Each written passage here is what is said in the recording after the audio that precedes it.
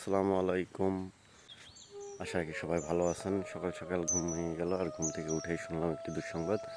আমাদের ঘের এবং আমাদের ঘেরের আশপাশে একটি দুটি ঘেরে নাকি বিষ দিছে। তো এখন যাব দেখি ওই দিকের কী অবস্থা।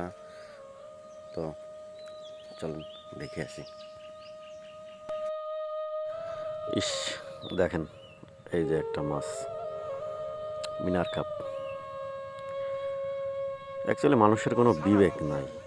আহারে, এখন কিন্তু ঘেরে তেমন একটা মাছ নাই। এখন জাস্ট হচ্ছে যে কিছু মাছের পোনা আছে, যেগুলো আছে এখন ছাড়া হয়েছে, যেগুলো আগামী বছরের জন্য রাখা। এগুলো আগামী বছর এই মাছগুলো বড় হবে, তারপরে বিক্রি হবে।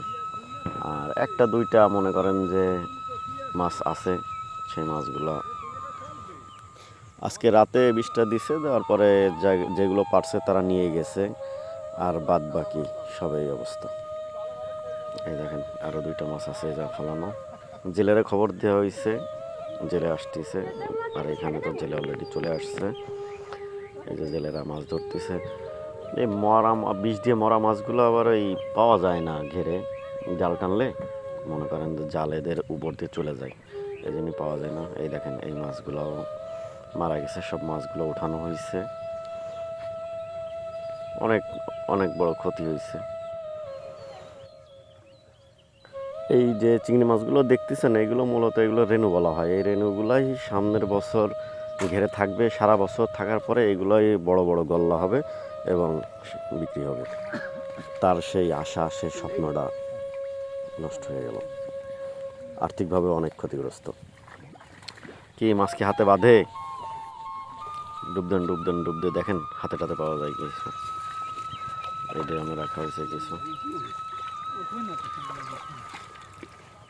এই মাছগুলো কিছু মারা গেছে, কিছু জীবিত আছে। এইগুলো এখন নিয়ে যাওয়া হবে।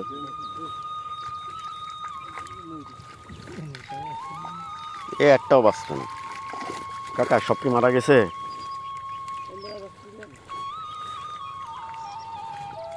না, কিছু মারা গেছে, কিছু আছে।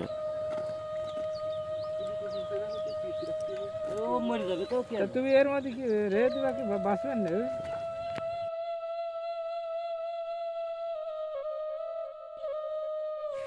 যাই হোক, এই হলো অবস্থা। আর আপনারা সবাই ভালো থাকবেন। খুদা হাফেজ।